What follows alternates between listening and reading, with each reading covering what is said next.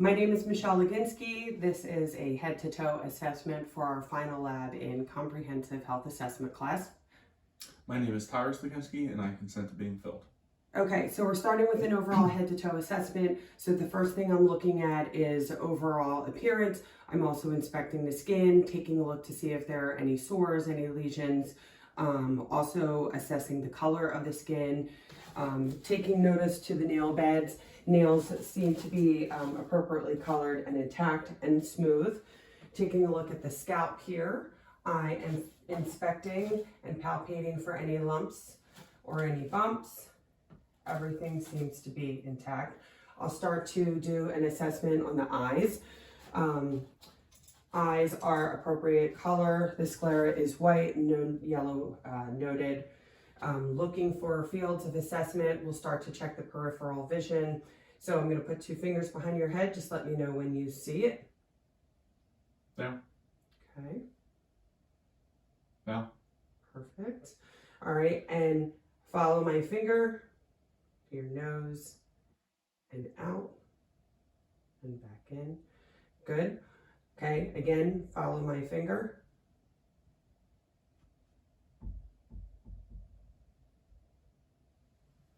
So I'm checking the movements of the eyes and the ability to follow, which seem to be intact. I'm going to get my pen light and assess for appropriate reaction and pupillary response, which is good. All right, so the next thing I'm going to do is start to move to the ear.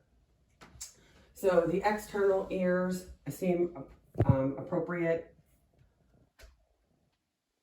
There's no drainage or erythema noted. Okay, very good. Whisper test. So I'm going to whisper a word into your ear. I just want you to tell me what you hear me say. Baseball. Apple. All right. Hearing seems to be okay. So the next thing I'm going to do is to the nose and to the neck. I'm looking again with the pen light, making sure that mucous membranes seem to be intact. Very good. And start to feeling in the jaw. Can you open your mouth and close? Again. Now this time I want you to say ah. Ah. Good. I'm going to use a pen light here. So tonsils would be at a grade 1 based on spacing. Mucosa is intact, appropriately colored. Tongue looks healthy, no discolorations noted there.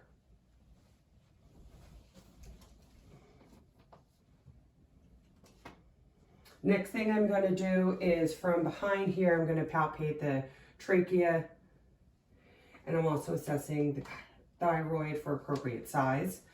Now, can you turn your head to the left? And I would be looking here for pulses, which will be part of the heart assessment, but we can start looking at it while it's here and turn again. All right, try and turn your head back to the left. Good. And try and turn your head to the right. Good. So now we're going to move down to the thorax, to the lungs. So again, starting with inspection, I'm looking for appropriate sizing. As he's been breathing during this assessment, I'm listening for vocal tone to make sure that it's appropriate. No respiratory distress noted. Respiration seemed to be equal and regular. So I'm going to palpate, assessing for tactile fremitus. And with that, you're going to use the edge of your hand. Can you say the word 99? 99. Again. 99. Good. 99. 99. Good. All right.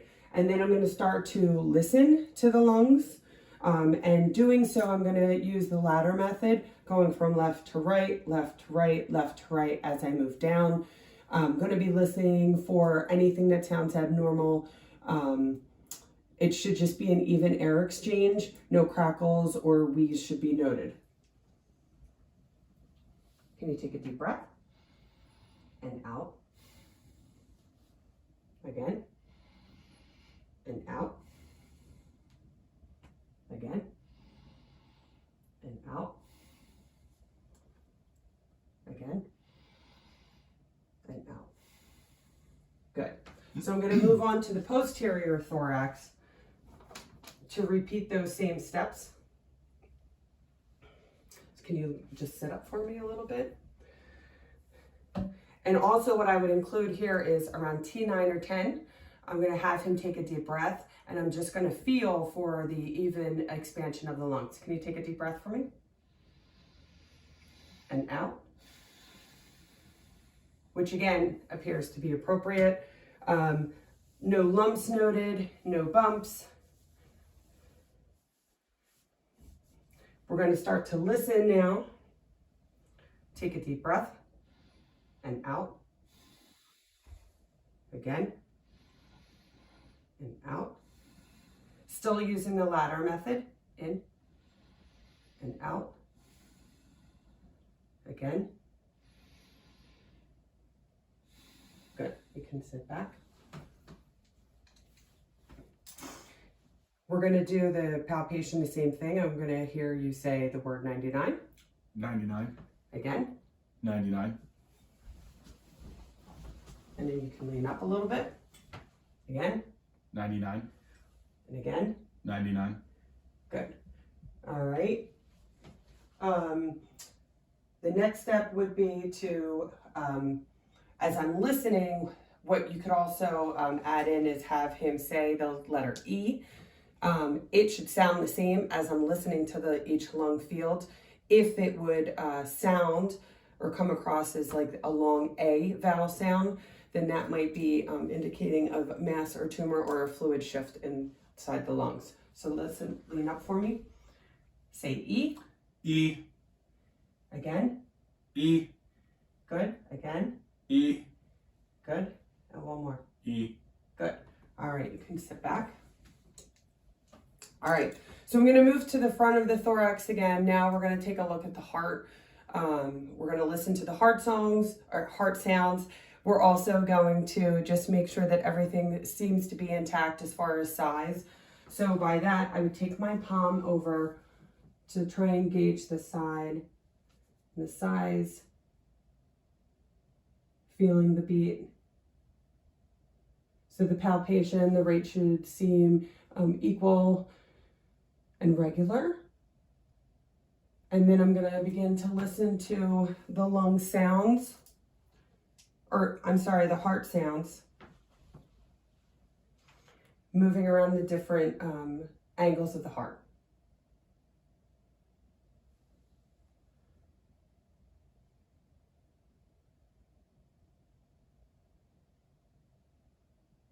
You should hear a nice even lub-dub, lub-dub. Sounds S1 and 2. There were no abnormal heart sounds noted. For the next stage of this assessment, we're going to move to the bed to assess the abdomen. The next part of the assessment, now that the patient is laying down on our exam table, we are going to assess the abdomen. So again, you're starting with inspection. I'm watching how his belly moves with each breath. No use of accessory muscles. Again, breathing is still regular and equal. No noted masses, no hernias, no lumps. Upon inspection, everything is normal. So then we're going to start with palpation. We are going to be assessing the different sides and edges of the organs as best we can. I'll also be using both light and deep palpation just to see if there's any rebound tenderness noted or any pain. Any pain here? Nope. Okay. How about here? Nope. All right, moving around the umbilicus.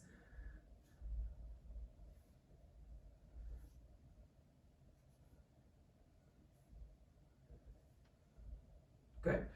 The other thing that we could do is ruling out any retroperitoneal inflammation. We can test both the obturator and look for the iliopsoas muscle reaction. So the first thing I'm going to do is, let's bend your knee. And I'm going to turn your ankle in. Any pain here? No. Good. You can put that down. Now, what I'm going to have you do is try and lift your leg off the bed. You're going to feel me press down on it. Just let me know if you feel any pain. Go ahead. No. Okay, good. So now I'm going to listen to the bowel sounds. I'm going to move around in a circular motion. Normal bowel sounds can be audible through the stethoscope. Anything that's continuous, hyperactive bowel sounds could be indicative of some type of GI issue going on. Hypoactive bowel sounds, I'd be ruling out any issues with constipation.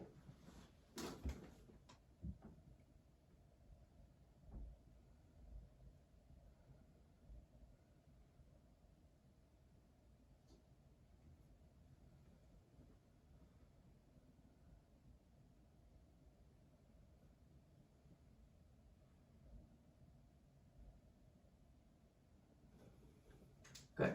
There's no fluid shifts noted upon the palpation or the inspection of the belly. So now we're going to move back to the chair to finish out our assessment. So now that we are back sitting upright, we're going to kind of round out this assessment by looking at some neurological and some musculoskeletal assessment.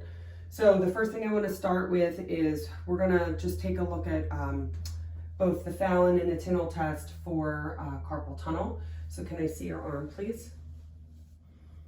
And we're going to start at the wrist. Any pain here? No. Okay, put your arm out here. Any pain? No. We'll do the same on this side. Any pain here? No. Start out here. Any pain? No. All right. Do me a favor, put your palms back to back like that and just hold that. Any pain or pressure with that?